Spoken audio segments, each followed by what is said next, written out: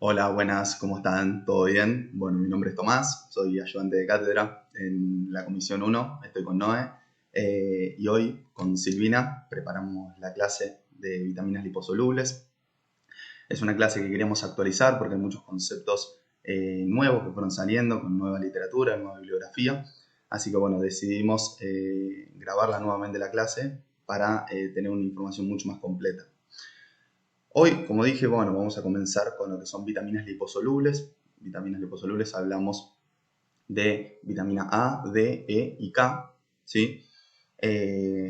Silvina va a dar la vitamina A y la vitamina K y yo me voy a encargar en esta clase de dar la vitamina D y la vitamina E. ¿Bien? Así que bueno, comenzamos. Bueno, cuando hablamos de vitamina D, ¿sí? Tenemos que entender que a nivel estructural vamos a hablar de que deriva del ciclopentano perhidrofenantreno, la misma estructura del colesterol, ¿sí? Como vieron en la primera parte de la materia. Vamos a tener dos tipos de vitamina D, ¿sí? Por un lado vamos a tener la vitamina D2, o conocida como ergocalciferol, y por el otro vamos a tener la vitamina D3 y colecalciferol. Ahora en la siguiente diapo vamos a ampliar un poco más esto y mostrar las diferencias que tienen entre sí, ¿sí? Obviamente que al ser una vitamina liposoluble va a ser soluble en grasa, soluble en solventes orgánicos e insoluble en agua. Entonces ya nos podemos ir imaginando que en el momento de la digestión va a tener que ser solubilizado por micelas, bien, y todo lo que vimos en la clase de metabolismo de lípidos y principalmente, bueno, me refiero a la digestión de los mismos, bien. Así que todas estas vitaminas van a seguir un camino similar, como para ir relacionando un poco. Y es una vitamina que es resistente al calor y a la oxidación, o sea, ¿qué quiere decir? Que yo, por ejemplo, si consumo un alimento fuente de vitamina D, como son los pescados grasos, con la cocción yo no voy a perder los nutrientes, ¿sí? En este caso la vitamina D que contiene, ¿bien? Así que esto es un punto muy importante. Bueno, cuando hablamos de la forma activa de la vitamina D, como dije, tenemos por un lado el colecalciferol. La vitamina D3 es la que más vamos a encontrar realmente. Tiene una síntesis en la piel, una síntesis endógena y se encuentra en alimentos de origen animal. Sin embargo, vamos a ver que la fuente principal de vitamina D no va a ser por alimentos, sino que va a ser por la síntesis endógena, que es el punto más importante. Y después tenemos el ergocalciferol, ¿bien? Que lo vamos a encontrar tanto en alimentos fortificados, ¿sí? Por ejemplo, hoy está mucho más difundido en alimentos como la leche, ¿sí? En la leche se encuentran muchas fortificadas con vitamina D. Y después, bueno, obviamente fórmulas sintéticas, ¿sí? Se pueden tomar suplementos de vitamina D en unidades internacionales. Vamos a ver después casos en los cuales se suele recomendar los suplementos de vitamina D2 y en alimentos de origen vegetal, ¿sí? Pero como dije, se va a encontrar en alimentos fortificados principalmente, margarinas, leches, ¿sí? Ahora después ampliamos más. Tenemos precursores, el ergosterol, la vitamina D2 como dijimos anteriormente, y tenemos el 7 hidrocolesterol que por acción de la luz, cuando impactan los rayos ultravioletas emitidos por el sol, vamos a ver que va a generar una serie de modificaciones a nivel estructural y se va a transformar en colecalciferol con la forma activa final, que es la 1,25 de hidroxivitamina D. De todos modos, ahora después vamos a ampliar más sobre el metabolismo de esto.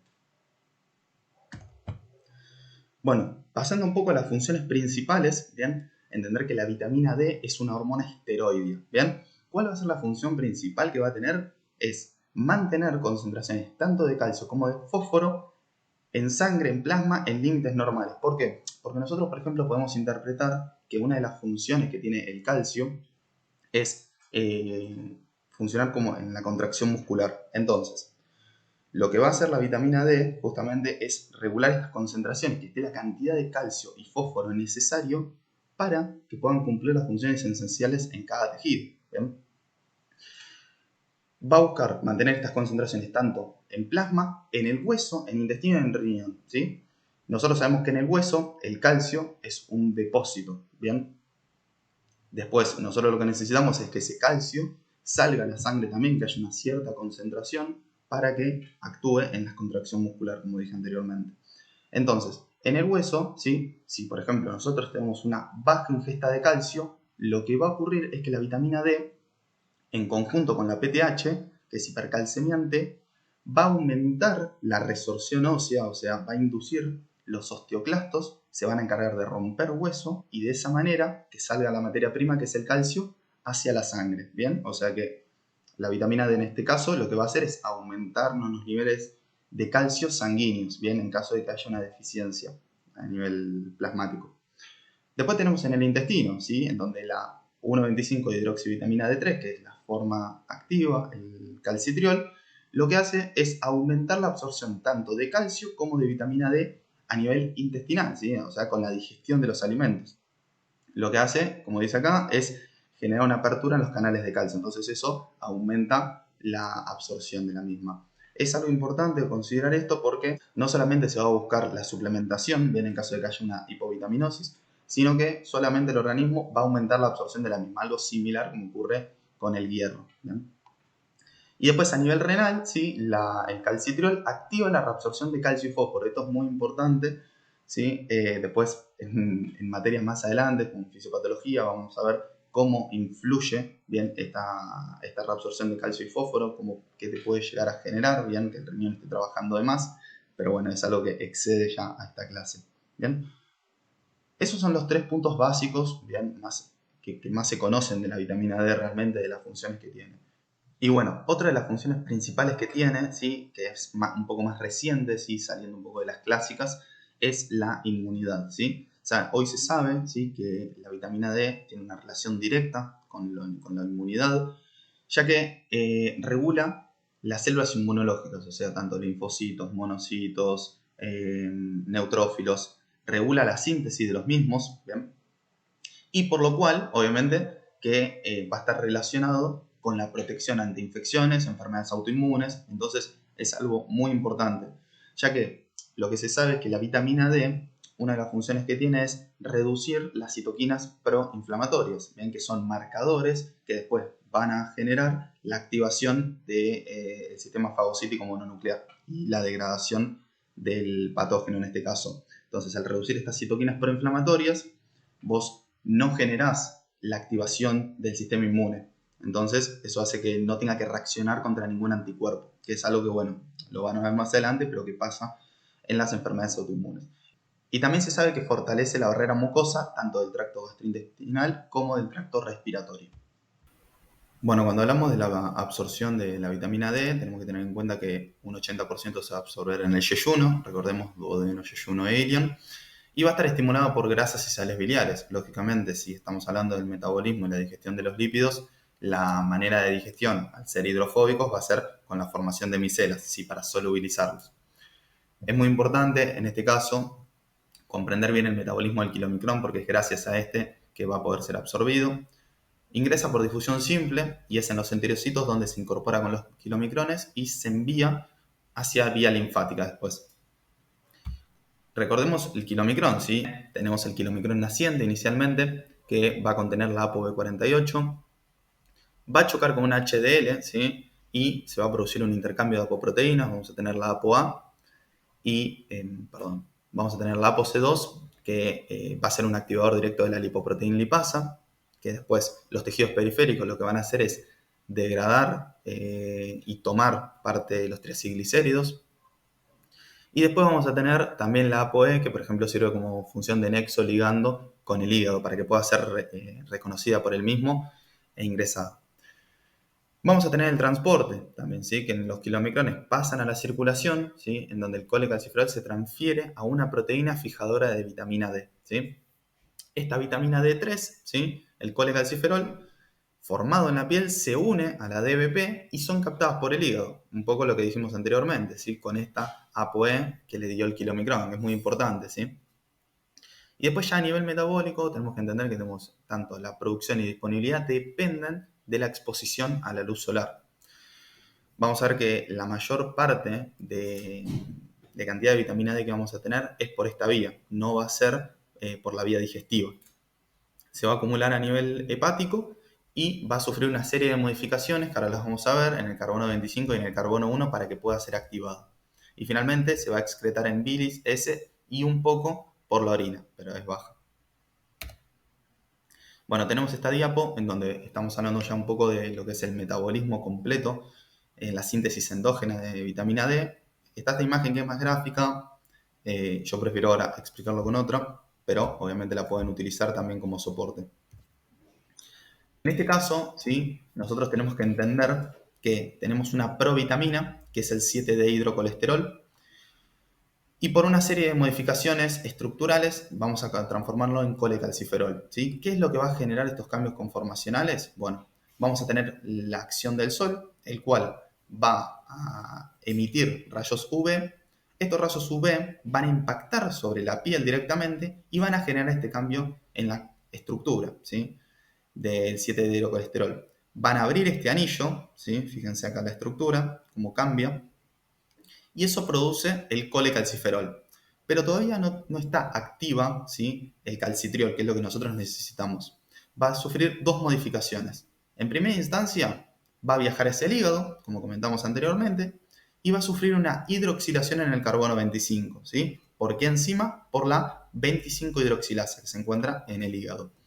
Fíjense acá cómo se da esa hidroxilación, que acá no estaba, se da esta hidroxilación y se transforma en 25-hidroxicolecalciferol. Tampoco está activa todavía, o sea que va a tener que ocurrir otro proceso más para tener el calcitriol. Pero esto va a depender de lo que pase ahora en adelante de las necesidades fisiológicas y metabólicas que nosotros tengamos.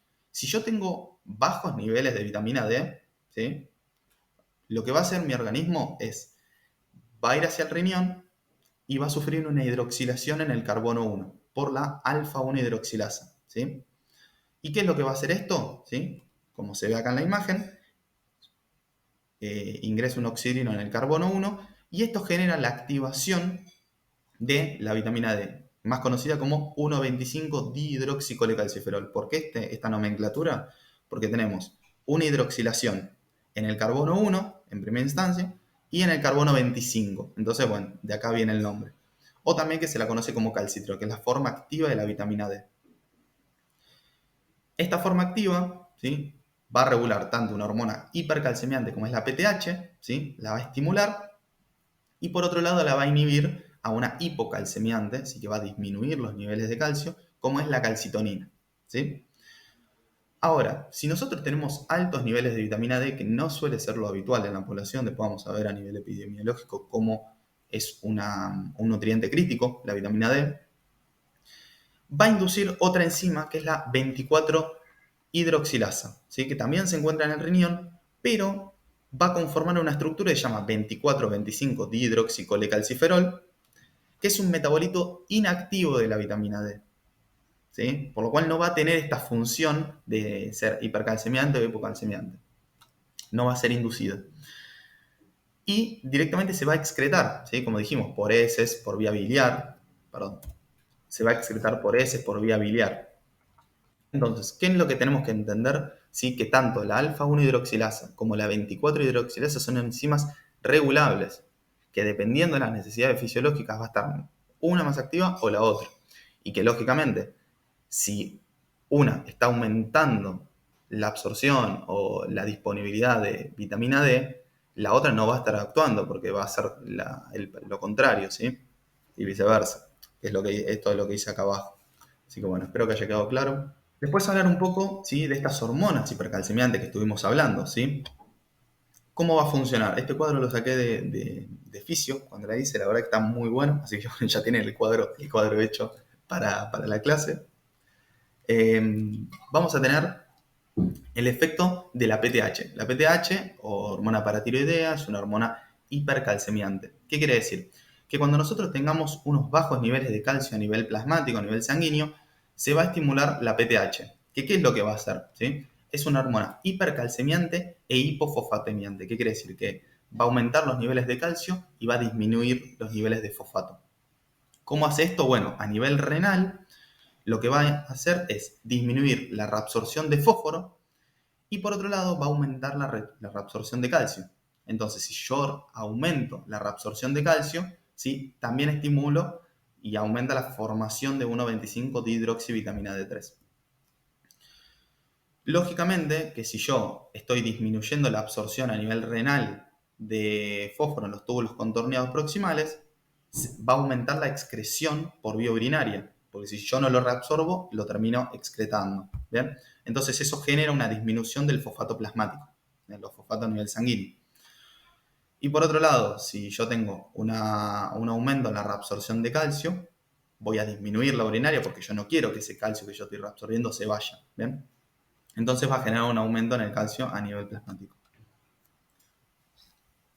Y lo mismo a nivel intestinal, ¿sí? Voy a aumentar la absorción de calcio. Y después, la PTH lo que hace es aumentar la resorción ósea, o sea, lo que dijimos anteriormente, que era una de las funciones, esta función de los osteoclastos, de romper hueso. ¿Por qué? Porque yo quiero liberar el calcio hacia el plasma. ¿Para qué? Para la contracción muscular. Recordemos, el corazón necesita calcio para poder contraerse, es el miocardio. Entonces, y todos los músculos. Entonces, es muy importante este calcio. Es más importante en sangre que lo que quizás uno podría pensar en hueso. En hueso es un depósito. Después, si nosotros tenemos, que vamos a ver, un problema con la vitamina D, vamos a ver las consecuencias a nivel óseo que vamos a tener con la misma. Y después tenemos el efecto de la vitamina D, que lo que va a hacer, a diferencia de la PTH, es que es una hormona hipercalcemiante, pero también hiperfosfatemiante. Bien, recordemos que la PTH era hipofosfatemiante, disminuía los niveles de fosfato. La vitamina D, ¿sí?, actúa cuando disminuye los niveles de calcio plasmático, aumenta la PTH, ¿sí? ¿Qué pasa si aumenta la PTH? ¿Qué hormona va a estar más estimulada que dijimos anteriormente? La alfa-1 hidroxilasa, porque yo tengo bajos niveles de vitamina D. Entonces voy a estimular esta para aumentar la absorción, ¿sí? En plasma va a haber mayor cantidad de 1,25 de hidroxivitamina D o calcitriol. ¿Y qué es lo que se va a encargar de hacer esta vitamina? Va a aumentar la reabsorción tanto de fósforo como de calcio, ¿sí? Y, lógicamente, como dije anteriormente, si yo estoy aumentando la reabsorción de un micronutriente en este caso, yo no voy a querer que se vaya por la orina. Entonces disminuyo la excreción urinaria. Y de esa forma, al reabsorber más y excretar menos, aumentan los niveles tanto de calcio como de fósforo a nivel plasmático. Y después, las otras dos funciones que tiene es que a nivel intestinal aumenta también por el proceso digestivo la absorción de calcio y fósforo, lo que va a aumentar más el calcio plasmático. Y después, a nivel óseo, lo que va a hacer es que va a inducir un aumento de la resorción ósea y finalmente, si yo rompo más hueso, me aumenta el calcio a nivel plasmático, como pasaba con la PTH.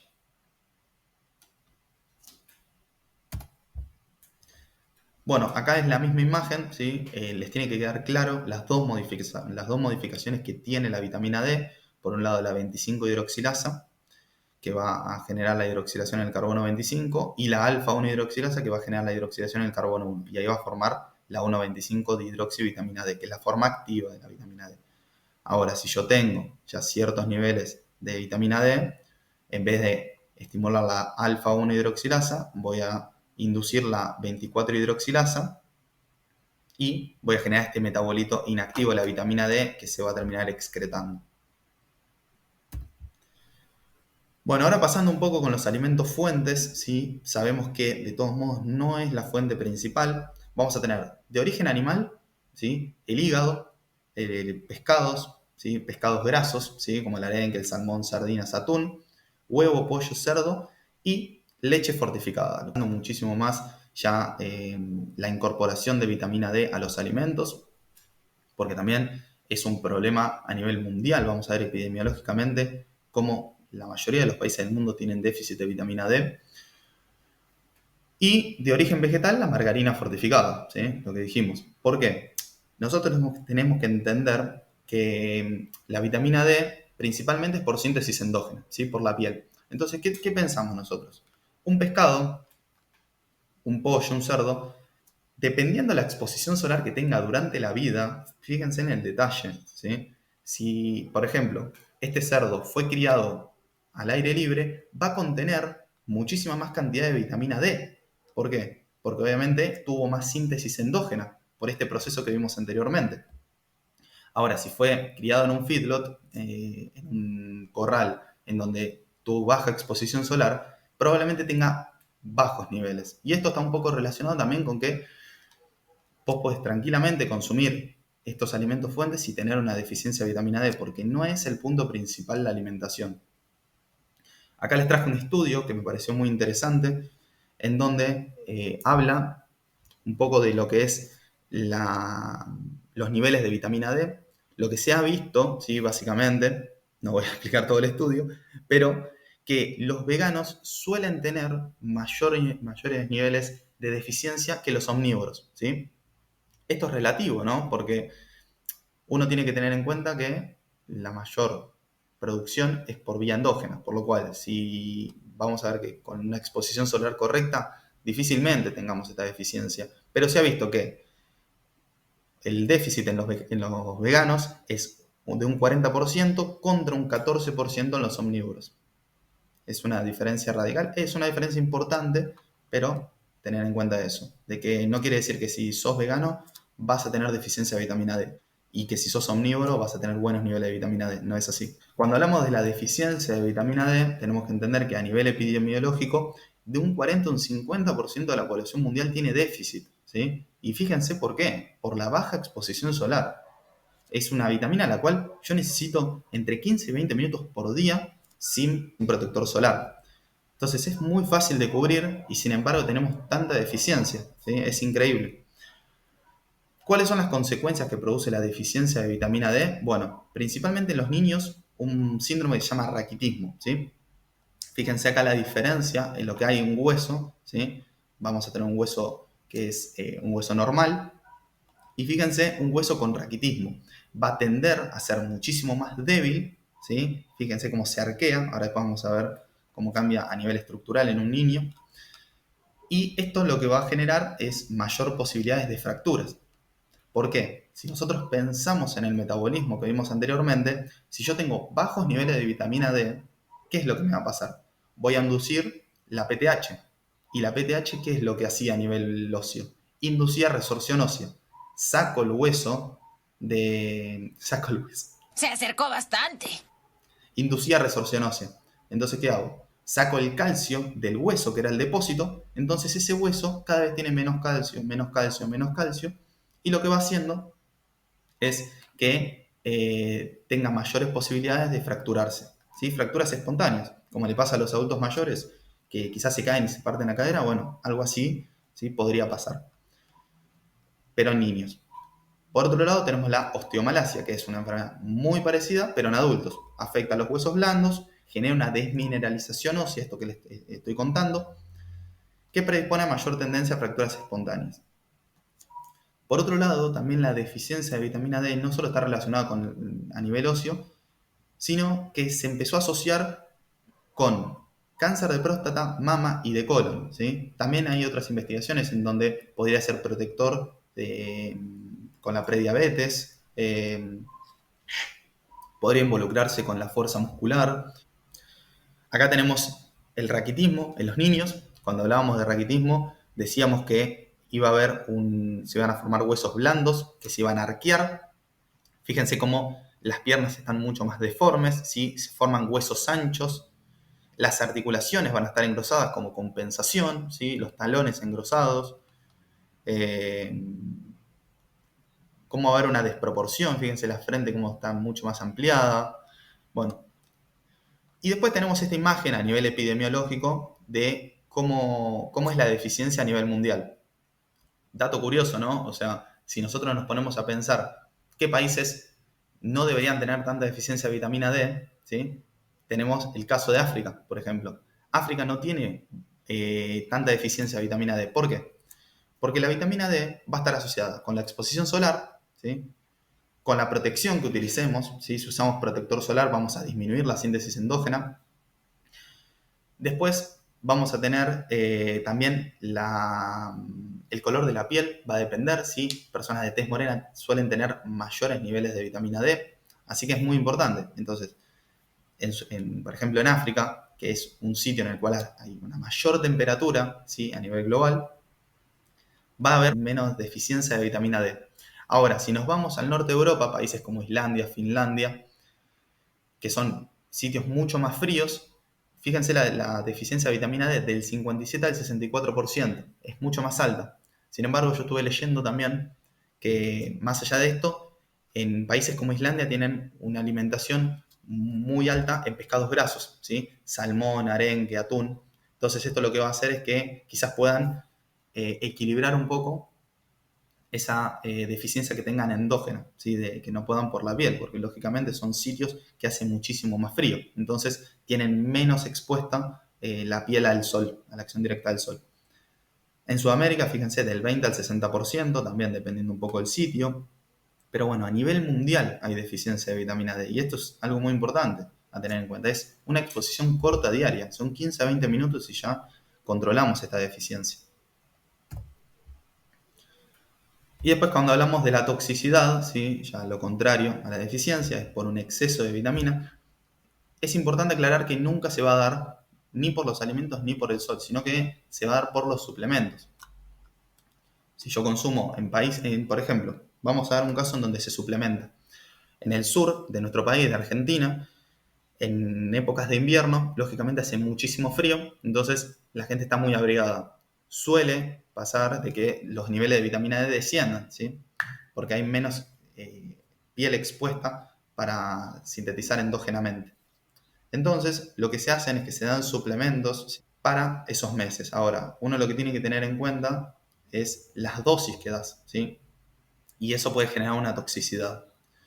¿Qué pasa si nosotros tenemos un exceso de vitamina D, ¿sí? De calcitriol? Bueno, lo que va a producir es una hipercalcemia, ¿sí? Por el incremento tanto en la absorción a nivel intestinal de calcio, ¿sí? Que condiciona una hipercalcemia, ¿sí? La hipercalcemia se la conoce como hipercalciuria. Empieza a depositar calcio en lugares donde no se tendría que depositar, ¿sí? Por ejemplo, en riñón y corazón. ¿Por qué? Porque recordemos, ¿qué es lo que hace el calcio? Estimula la contracción muscular. Entonces, si nosotros tenemos una hipercalciuria, ¿bien? Se van a empezar a depositar calcio en sitios donde no se debería, en tejidos blandos, en el corazón, por ejemplo. Esto se conoce como localización ectópica, o sea, cuando se localiza en sitios donde no debería pasar. Volviendo un poco a esto, entender que la toxicidad no se provoca ni por alimentos ni por el sol. ¿Por qué? Porque teníamos estas dos enzimas que eran regulables. Si una estaba activa, por ejemplo la 1-alfa hidroxilasa, la 24-alfa hidroxilasa estaba inactiva.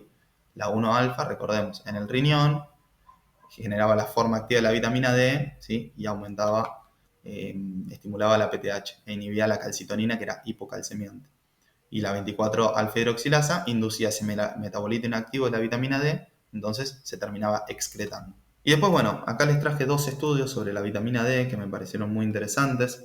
Entender que el grado más alto de comprobación que tenemos es los metaanálisis, que lo que vos haces es agarrar por lo general, ¿sí?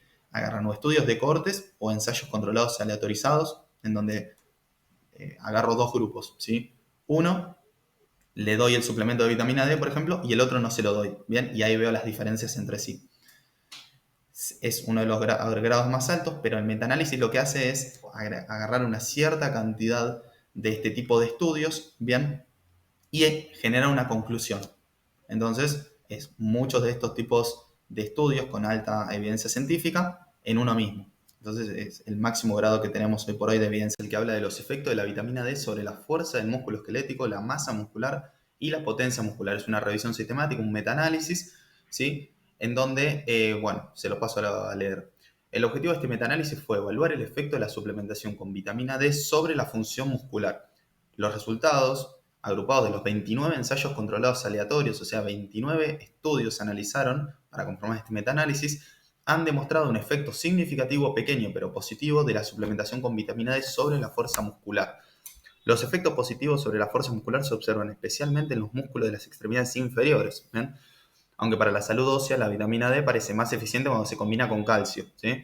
No hemos encontrado diferencias significativas entre una simple suplementación de vitamina D y una con calcio.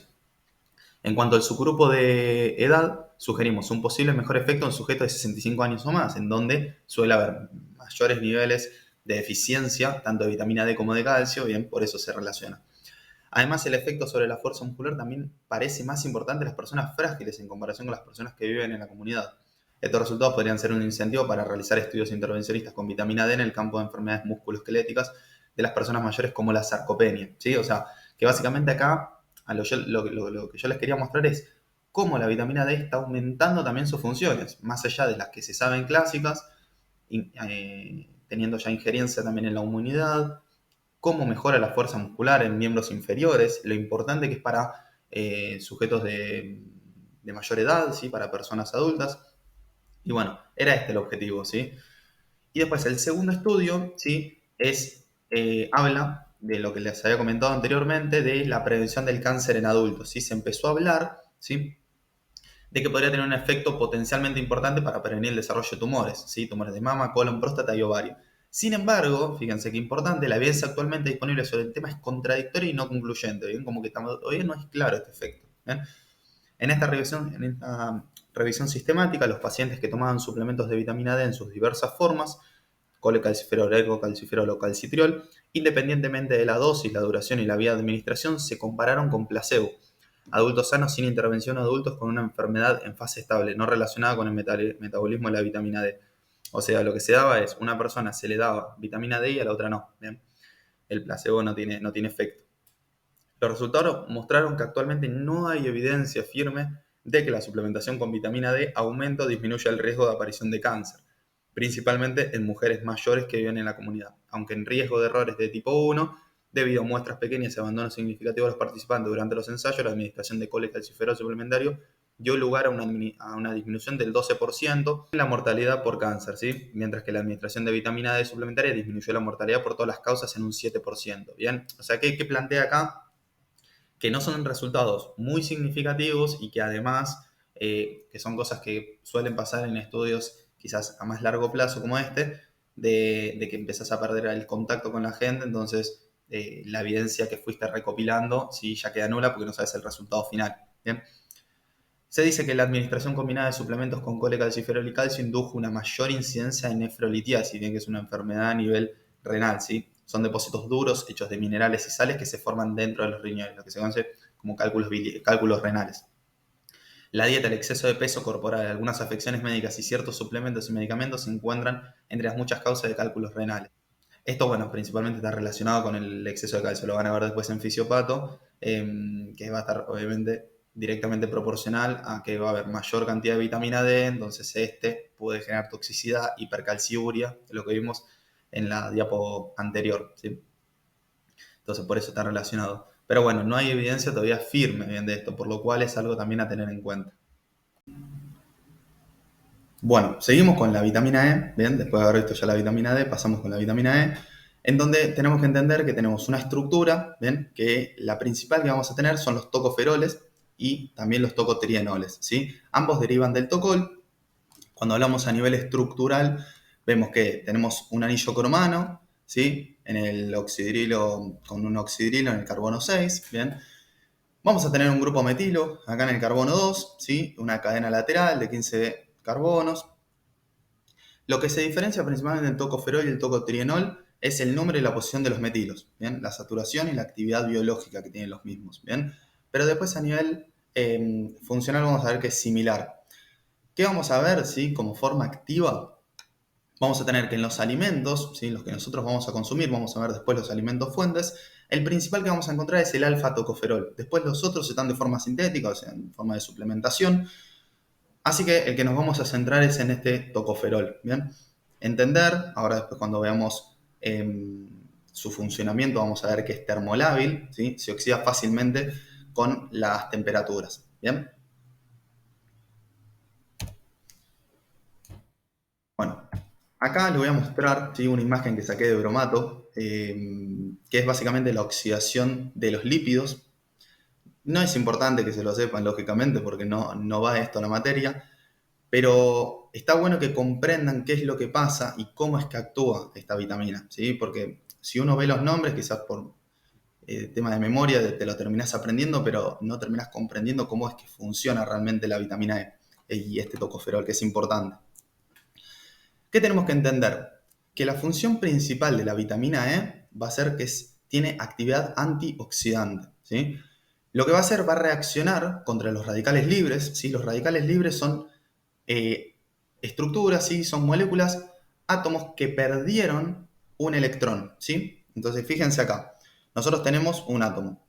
Cuando pierde un electrón, se transforma en un radical libre, que es una molécula muy inestable, ¿sí? Y muy reactiva, tiene capacidad de reaccionar. ¿Qué es lo que va a pasar? Lo que va a tender a hacer esta molécula que perdió este electrón es recuperarlo. Va a venir otra molécula, le va a ceder este electrón, pero esta molécula, la que está en verde, va a perderlo. Entonces va a ser una reacción en cadena constantemente, ¿sí? Vamos a verlo con un ejemplo que quizás se entiende mejor. Tenemos un periodo de iniciación, tenemos el radical libre, reacciona y se forma este compuesto RH, ¿sí? Esto genera la activación del mismo. ¿Qué es lo que va a pasar? Que este radical, ¿sí?, en presencia de oxígeno de altas temperaturas, por eso dijimos que era termolábil, va a reaccionar, ¿sí?, y se va a formar esta estructura, que se llama peróxido. Este peróxido va a reaccionar con otro compuesto RH y se va a formar el hidroxiperóxido, ¿sí? Esta es una estructura, el hidroxiperóxido. Pero fíjense qué importancia esta flechita. Acá tenemos un radical libre quedó, o sea, se formó un hidroxiperóxido y un radical libre, el cual vuelve a comenzar el ciclo, ¿sí?, en forma de cadena, y de vuelta reacciona con otro oxígeno, conforma peróxido, este peróxido reacciona con otro RH, y se transforma nuevamente el hidroxiperóxido y el radical libre. Así constantemente. Hasta que lo que va a pasar es que finalmente se va a dar la conformación de unos compuestos estables. Estos compuestos estables vamos a ver que van a ser los responsables y los que van a interferir en que el aceite después tenga un sabor rancio. Por eso que uno cuando hace una fritura tiene que ir cambiando el aceite, porque una de las cosas que ocurre es esta, ¿sí? Además de otros procesos que lo van a ver el año que viene, una de las cuestiones es esta formación de estos compuestos, ¿sí?, que lo que van a dar es un sabor rancio. Entonces, lo que vos cocines ahí no va a tener buen gusto y además va a ser nocivo, ¿sí? Esta imagen es un poco más gráfica, pero básicamente lo que hace es, tenemos los radicales libres y va a llegar el antioxidante, en este caso el tocoferol, y va a neutralizarlo, ¿bien? Ahora lo vamos a ver con otra imagen también. Entonces, bueno, tenemos que las funciones principales de la vitamina E, como dijimos, era que tenía una actividad antioxidante. Lo que hace es conformar hidroxiperóxidos estables. ¿Y cómo lo hace? Nosotros habíamos visto que el radical libre se conformaba cuando perdía un electrón, ¿sí? Entonces, el alfa-tocoferol, que es la forma más activa, la cual lo solemos encontrar, lo que hace es, le da este electrón que perdió el radical libre, ¿bien? Y de esta forma conforma estos hidroxiperóxidos estables y evita que reaccione el mismo. ¿Por qué? Nosotros tenemos que entender es que estos radicales libres son muy nocivos para el organismo. Una de las cosas que va a tener, ¿sí?, es que puede afectar las membranas celulares, ¿bien? Como habíamos visto en la imagen anterior, también se decía que puede llegar a tener problemas en el sistema nervioso, puede generar envejecimiento prematuro, ¿bien? Distintas, porque va generando daño a nivel celular, ¿sí? Otra cuestión que tiene también, muy importante, es que protege la oxidación a las grasas en la LDL. Esto es un tema que después van a ver en mayor profundidad en fisiopatología, pero básicamente la oxidación de los lípidos lo que genera es una disfunción en el endotelio. Básicamente el endotelio comienza a funcionar mal, pierde la capacidad de vasodilatar, ¿sí? Vamos a ver que va a haber menor cantidad de óxido nítrico, que es una sustancia que vasodilata, va a haber mayor concentración de sustancias que generan constricción en el endotelio, endotelinas, ¿sí? Son temas que van a ver más adelante, pero bueno, como para que tengan idea de dónde sale, nada más. Esto lo que va a generar es que el endotelio funcione de una mala manera, se forme, quizás esto sí lo escucharon, las placas de ateroma, ¿sí? Las cuales este proceso se lo conoce como aterosclerosis, y finalmente, ¿sí?, contribuyen al riesgo cardiovascular, infarto, y bueno, es una de las principales causas de muerte a nivel mundial. Y esto es por esta oxidación de las LDL. Por eso que es muy importante los antioxidantes en el organismo para evitar que estos radicales libres reaccionen generando estas consecuencias. Después también complementa la acción de la glutatión peroxidasa, que es un antioxidante enzimático, y no es destruida por cocción, ¿sí? Pero se ve favorecida ante la presencia de ácidos grasos poliinsaturados, exposición a la luz, fritura y oxígeno, ¿bien? Como dimos el ejemplo antes, ¿bien? En una fritura, si nosotros vamos a ver después en técnica, lo van a ver con las condiciones necesarias, cómo se debe hacer una fritura correcta para evitar el deterioro del lípido, ¿sí? Pero bueno, acá lo importante es que entiendan la función. Pasamos a la absorción, ¿sí? La absorción y el transporte y todo el metabolismo va a ser muy similar a lo que venimos viendo con las vitaminas liposolubles en general, ¿sí? Al ser hidrofóbico, lógicamente, va a tener que ser, va a tener que unirse a los ácidos biliares y conformar micelas para que puedan ser digeridos, van a conformar el kilomicrón naciente. En este caso, se van a absorber en el intestino delgado del 20 al 80% por difusión simple, muy similar a todo lo que venimos viendo, ¿sí? En el transporte, lo mismo, ¿sí? Se va a formar este kilomicrón naciente, va a circular, se va a chocar con un HDL, ahí se van a producir un intercambio de sustancias. La HDL lo que le va a dar es la ApoE, que recordemos que lo que hacía era de actuar de nexo ligando con el hígado para que pueda ser interiorizado en el mismo. Y vamos a tener la ApoC2, que es un activador directo de la lipoproteína lipasa, y lo que se encarga de hacer esta es hidrolizar los triacilglicéridos en ácidos grasos y glicerol para sacar la materia prima, ¿bien? De lo que viene. En este caso también lo que va a hacer es absorber el tocoferol, lógicamente. Bueno, después tenemos el kilomicrón remanente, va hacia el hígado, ¿sí? Se incorpora a las VLDN y es liberada a la circulación. La mayor parte vemos que a nivel metabólico se almacena en el tejido adiposo.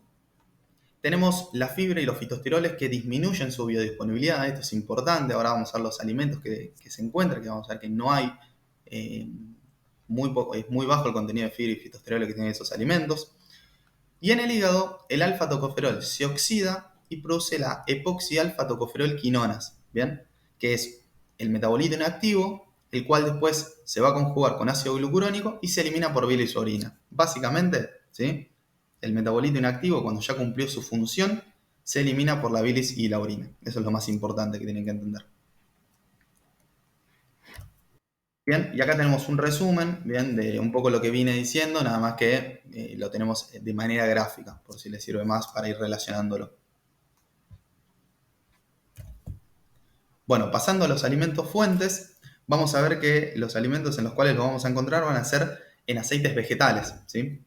El aceite de germen de trigo, aceite de girasol, de maíz, margarinas, mayonesas, frutas secas. Bien, acá sí tenemos fibra, ¿bien? Con las frutas secas, por lo cual es algo a tener en cuenta. Y más si no lo activamos, vamos a tener también fitatos, oxalatos que van a intervenir en la absorción. Aceite de canola, de oliva, ¿sí? Aceite de coco, lino en menor medida. Pero bueno, principalmente, en resumen, los aceites. Entonces, ¿qué va a pasar? Nosotros interpretamos que aceite de girasol es el más habitual, el que se consume en Argentina. Hoy aumentó mucho el consumo de aceite de oliva. Huevo, fíjense también. Pero vamos a ver que no va a ser una vitamina en la cual tengamos deficiencia, ¿sí? Porque cualquier producto industrial que consumamos tiene aceite, por lo general, y generalmente cuando uno cocina también agrega aceite a las preparaciones. Cuando hablamos de la deficiencia, sabemos que es muy rara de encontrar en humanos, como dije, porque los alimentos son de consumo muy habitual, y donde lo podemos encontrar, por ejemplo, es en personas que hayan tenido un bypass gástrico, ¿sí? Es una operación que se hace para pacientes con obesidad mórbida, en donde ahí sí pueden llegar a tener un problema malabsortivo porque se produce un cambio anatómico en el proceso digestivo. Lo podemos también encontrar en una persona que le hayan sacado la vesícula biliar, entonces la acción de los ácidos biliares no va a ser de la misma forma, no va a poder concentrar igual la bilis, aunque de todos modos esto generalmente se suele compensar, después el hígado la concentra más y no debería haber problemas con eso. Pero bueno, en una primera instancia, las primeras semanas quizá que te sacan la vesícula, sí que podríamos encontrar este problema. Bien. Ahora, normalmente no tenemos la deficiencia. Si está la deficiencia, puede generar neuropatía periférica, ¿sí? Lo que se conoce como ataxia, que es una incoordinación en movimientos musculares voluntarios, alteraciones en la fotorrecepción, ¿sí? Con la visualización, y debilidad muscular. Pero no suele ser algo muy habitual de encontrar, ¿sí? Es decir, neuropatía porque afecta al sistema nervioso. Ahora, esa es la complicación más habitual, si se quiere, cuando está la deficiencia. Y después, la toxicidad no se da con alimentos porque una de las particularidades que tiene esta vitamina es que aumenta o disminuye la absorción dependiendo de las necesidades metabólicas. Si hay una deficiencia, aumenta la absorción, un poco como pasaba con el hierro, habíamos visto.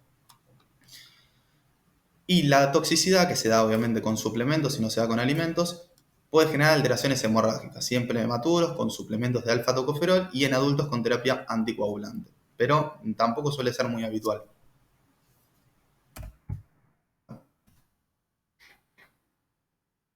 Bueno, y esto es todo. Espero no haberlos aburrido mucho, espero que les sirva. Queríamos hacer esta actualización con Silvio, como les dije anteriormente, porque sentíamos que era necesario. Va avanzando mucho la ciencia, entonces constantemente hay que estar renovando el contenido. Más que nada de vitamina D. Después de vitamina D no suele haber muchos cambios. Pero bueno, nada, espero que les haya servido y nada, les mando un abrazo a todos.